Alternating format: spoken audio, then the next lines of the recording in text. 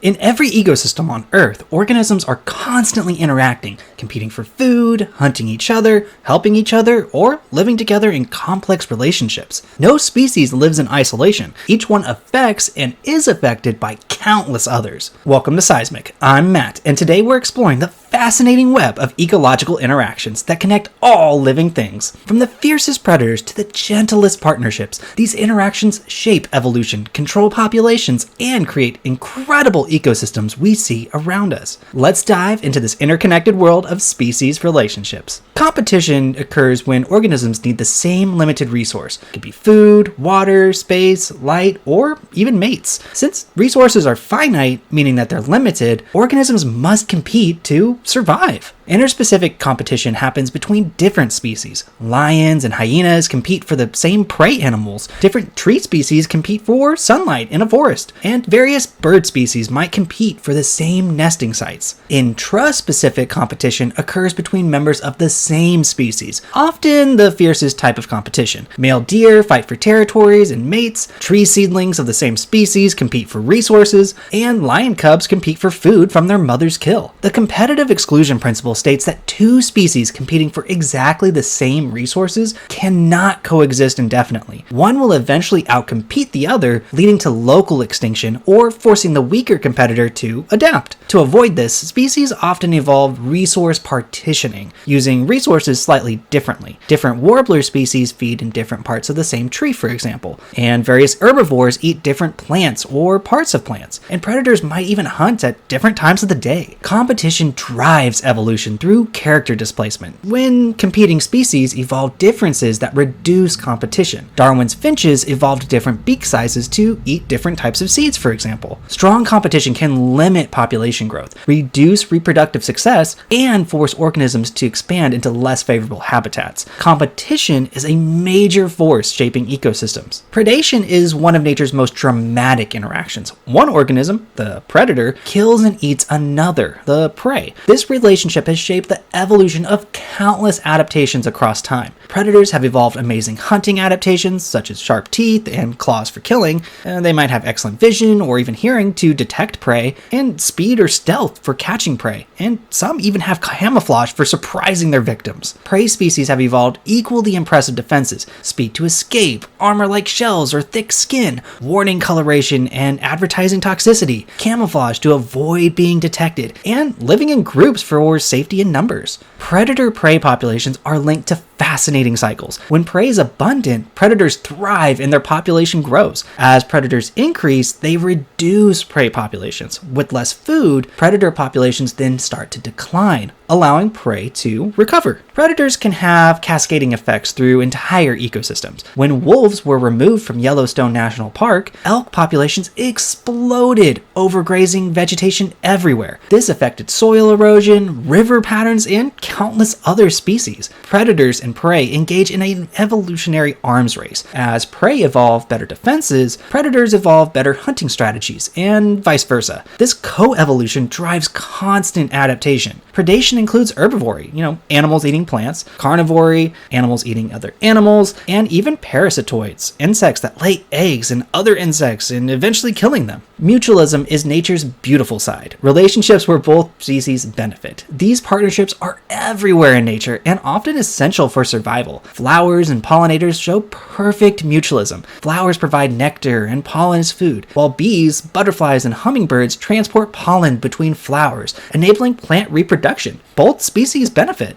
Cleaner fish and their clients, if you will, demonstrate marine mutualism. Small, cleaner wrasses remove parasites from larger fish. The cleaners get food, while the larger fish stay healthy and parasite-free. Some mutualisms are microscopic, but incredibly crucial. Nitrogen-fixing bacteria live in legume plant roots, converting atmospheric nitrogen into forms plants can actually use. The bacteria get sugars from the plant, and the plant gets essential nitrogen. Mycorrhizal fungi form networks around plant roots, dramatically increasing the plant's ability to absorb water and nutrients, and in return the fungi receive sugars produced by photosynthesis from the plant. Some mutualisms involve protection. Ants live in hollow thorns on acacia trees and attack any animals trying to eat the tree's leaves. The tree provides shelter and nectar, while the ants provide defense. Some mutualisms are obligate. Both species absolutely require one another to survive. Others are facultative, helpful but not essential. Termites have obligate relationships with gut bacteria that digest wood. That's something that's absolutely necessary. But not all species interactions are equal. In commensalism, one species benefits while the other is neither helped nor harmed. Barnacles attached to whales, getting free transportation to food-rich waters while not really affecting the whale at all. Birds nest in trees, gaining shelter without significantly impacting the tree itself. Remora fish attached to sharks, getting free transportation and leftover food scraps.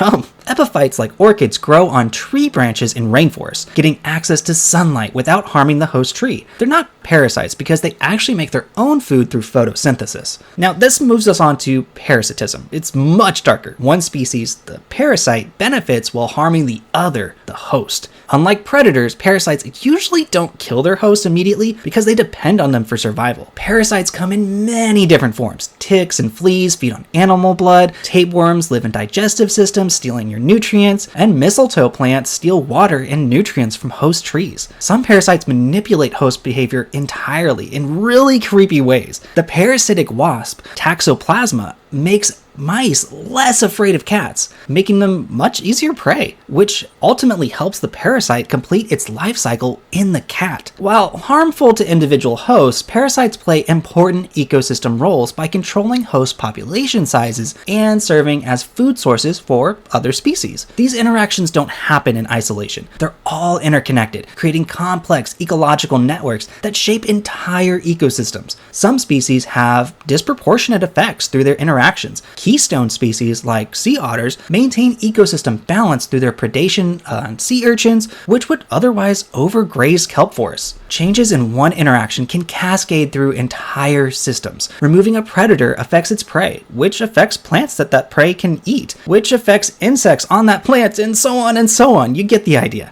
Interactions drive coevolution. Species evolve in response to one another. This coevolution creates much of the diversity that we see in nature today. Flowers evolved complex shapes, for example, to match the specific pollinators' bodies. Interaction strength can vary with environmental conditions. Competition intensifies when resources are scarce. Mutualistic relationships might even become parasitic under stress. Disrupting these interaction networks can have devastating effects. Invasive species that lack natural predators or competitors can dominate entire ecosystems, while the loss of key species can cause ecosystems to collapse entirely. Ecological interactions create the intricate tapestry of life that we see in every single ecosystem. Competition drives species apart, predation keeps populations in check, and mutualism binds species together in partnerships. Understanding these interactions is crucial for conservation, agriculture, medicine, and managing your planet's resources. Who knows, maybe you'll become an ecologist, studying how species interact, or a conservationist protecting these vital relationships. No organism exists in isolation. Every species affects and is affected by countless others through the web of interactions. From the smallest bacteria to the largest whales, we're all connected. Now, don't forget to subscribe, and let us know down in the comments, what's the most fascinating ecological interaction you've observed? Thanks for exploring the connected world of species interactions with Sciesmic. Want to explore more about ecosystems and species relationships? Check out our complete science curriculum at Sciesmic.com, where every student can learn, grow, and achieve.